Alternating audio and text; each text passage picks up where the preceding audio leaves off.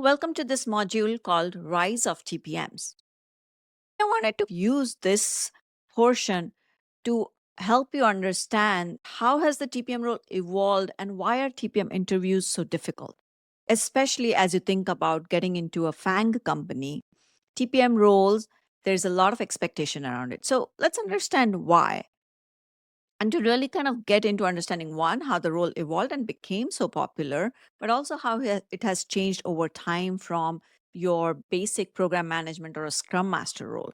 Because you have to understand that the TPM role is not a project manager, it is not a scrum master, it is much more than that. And that's the beauty of the role, but that also means that it makes the role much more demanding and the bar is quite high. So, to understand the rise of the TPMs, let's look at this complexity versus business value matrix. You can see that business value, which is on the y axis, and complexity, which is on the x axis. Higher complexity usually results in higher prioritization of work most of the time because it provides higher business value, either in terms of easy wins or strategic bets. So most companies are taking on strategic bets in order to be differentiators in the market and stay relevant.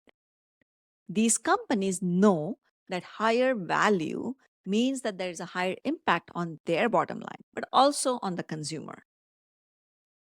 For example, the case of autonomous vehicles. It is going to fundamentally change how our cities move. If you haven't been in a city where there are autonomous vehicles, but if you ever are in that one, if you travel to it and you get a chance, I definitely encourage you to try it out. Waymo is one of those companies that is building autonomous vehicles other than Cruise, and Waymo especially has a ride hail service that you can take advantage of, and you will understand that how technology can fundamentally change something. Also understand that building autonomous vehicles isn't easy. It is a highly complex endeavor.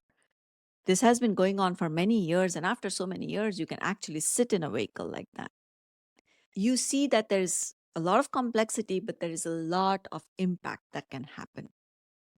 Let's take a look at another example, smart devices or wearables. This is much more familiar to you, and you have a smartphone. You can see how data and information is so easy to access, right? In fact, sometimes you don't even need to use hands. So that has really changed how we communicate, how we access information, how we even interact with our devices over the last decade. Let me give you one more example, the ads technology. Now, this isn't a new technology, but it is what made free internet possible.